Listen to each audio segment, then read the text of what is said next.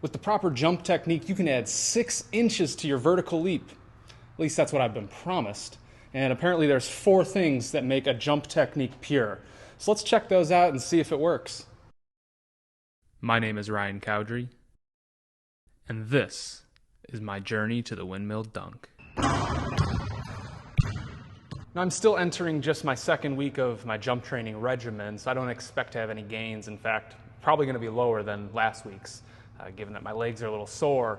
However, I came across this information from Connor Berth, who I've actually seen him dunking online for years and years and truly admire his ability, so I do trust him. And he says that there's actually 4 things that you should consider with your approach to jumping, that if you do those right, you can actually add upwards of 6 inches to your vertical no matter where you're at in your training.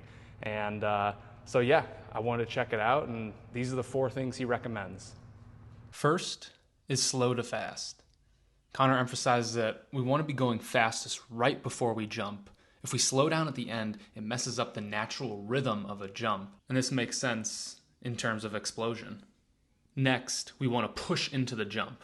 Whether your last 2 steps are right-left or left-right, you want to push into your plant on the last 2 steps, and this will keep the above rule of going slow to fast in place, ensuring that we're exploding into the jump. Third, it's important to swing your arms hard. Our arms can create a ton of momentum, and you'd be amazed at the amount of vertical that just a simple swing can add to your jump. Here, Connor shows us 3 different types of arm swings, and ultimately it comes down to whatever's natural for you. And lastly, time your jump. The best jumpers are the most efficient jumpers. We can become that way by making sure everything times up well. The arm swing and the back leg should come forward together. The arm should swing up while the hips, knees, and ankles all extend at the same time. When you get the timing right, you almost feel yourself pop off of the ground. With these 4 tips in mind, I had to go and see if this actually would work and increase my vertical. I started by mapping out my steps as Connor detailed, just to get the timing right and feel comfortable with this cadence that he was giving. And it definitely felt awkward when I was doing it and overthinking it instead of just doing it.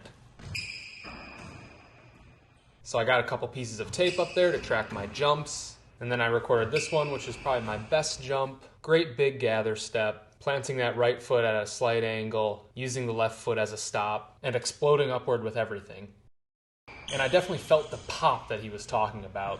So I cracked out the measuring tape to see exactly how high I had jumped, and after some fiddling around, I finally got a measurement. I came in at 26 inches as my max vert, which is an inch lower than my max vert I recorded last week. As I said, I'm not too surprised. My legs are a little sore, and this is to be expected early on in jump training. Still, I like the idea of throwing this into my training regimen and really getting used to this quick 2-3 step explosion, because it's so useful in basketball in general. And regardless, this shows that jumping is just as much about skill and technique as it is about speed and power.